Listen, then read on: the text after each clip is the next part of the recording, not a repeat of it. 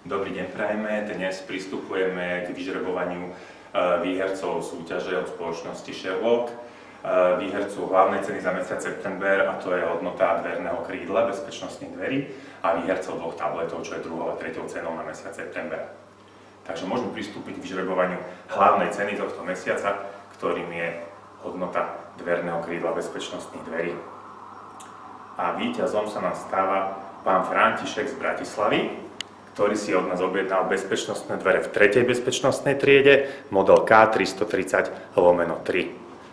Pánovi Františkovi k výhre srdečne blahoželáme. Pristúpime ďalej k žrebovaniu 2. a 3. ceny, ktorou je tablet v našej spoločnosti. Ukážeme tablet, aby sa výherca vopred mohol potešiť. A výhercom tabletu sa stáva pán Radko z Nitry, ktorý si od nás objednal dvere v 3. bezpečnostnej triede, modelovú radu K2/3. Pánovi Radkovi opäť srdečne blahoželáme.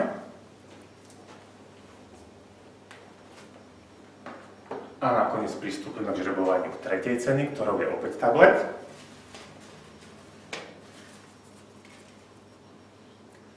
A víťazom tabletu sa stáva pán Milan z Osenice, ktorý si objednal od spoločnosti Sherlock bezpečnostné dvere model K330/3 v 3. bezpečnostnej triede. Rovnako ako predchádzajúcim výhercom aj pánovi Milanovi srdečne blahoželáme. Záverom informácia pre všetkých zúčastnených v rámci súťaže.